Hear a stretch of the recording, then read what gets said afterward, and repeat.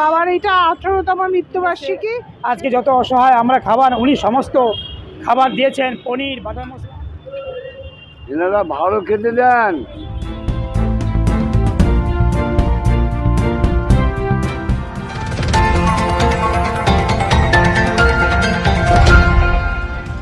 টানা 6 মাস ধরে ধারাবাহিকভাবে চলছে অনাথ বন্ধু সোশ্যাল ওয়েলফেয়ার সোসাইটির সেবাকর্ম। অন্যান্য দিনের মতো বুধবার 24শে ডিসেম্বরেও রাতে ফুটপাতে শুয়ে থাকা অসহায় মানুষকে অন্নদানে ব্রতী ছিলেন এই সোসাইটির সদস্যরা। এদিন তারা Joka metro, Thakurpukur police station, চৌরাস্তা, তারাতলা, মাঝেরহাট, রবীন্দ্র সরোবর, রাসবিহারী, কালীঘাট এবং হাজরা এলাকায় প্রায় 60 জন অসহায় মানুষকে অন্ন পরিবেশন করেন। তারই কয়েক মুহূর্ত ধরা পড়েছে এখন দিনকাল নিউজের ক্যামেরায়। স্বামী বিবেকানন্দ বলতেন, ঈশ্বর ঈশ্বর করলে শুধু ঈশ্বরকে পাওয়া যায় না, তাই জীবে প্রেম করে যে জন, সেই জন সেবিছে ঈশ্বর।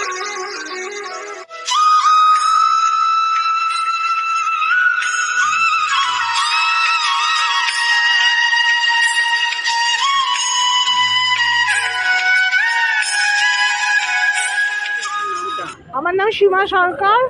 আমার বাবার এটা 18তম মৃত্যুবার্ষিকী। সেই উপলক্ষে আমার খুবই ইচ্ছা ছিল, যার জন্য সোসাইটির সাথে আমি যুক্ত হয়ে আমি এটা করলাম।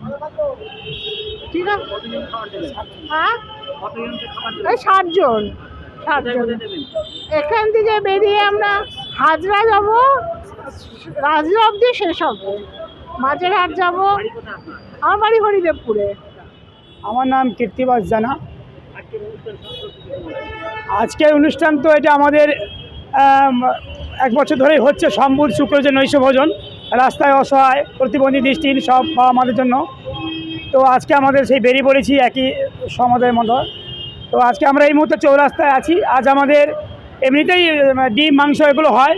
আজকের বিশেষ একটু মেনু আছে, সেটা হচ্ছে ইনি দেখছেন আপনারা, এনার নাম হচ্ছে সীমা সরকার, এনার বাবার নাম সুশীল চন্দ্র সরকার।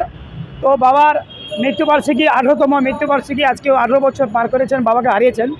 তো উনি বাবার স্মৃতির উদ্দেশ্যে আজকে যত অসহায় আমরা খাবার, উনি সমস্ত খাবার দিয়েছেন, পনির, বাদাম মশলা, আলুর দম, মাংস, মিষ্টি, চাটনি, পাঁপড়, সমস্ত উনি আজকে টোটালি উনি দিয়েছেন সব অসহায় মানুষদের বাবার স্মৃতির উদ্দেশ্যে। এই হচ্ছে আমাদের আজকের প্রোগ্রাম।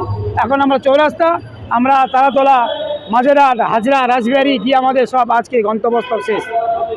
আজকের 60 জনের প্রোগ্রাম আমাদের। আজকের আমাদের ফ্রাইড রাইস আছে, আজকে বিশেষ হচ্ছে সাদা রাইস রোজ হয়, আজকের ফ্রাইড রাইস। কেমন?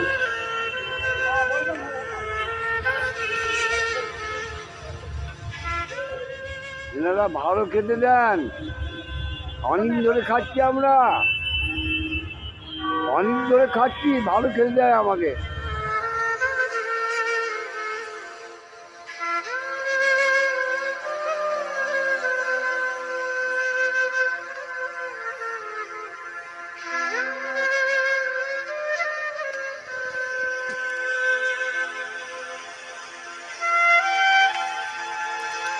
পরিমল কর্মকার ও গীতশ্রী পালের রিপোর্ট, এখন দিনকাল নিউজ, কলকাতা।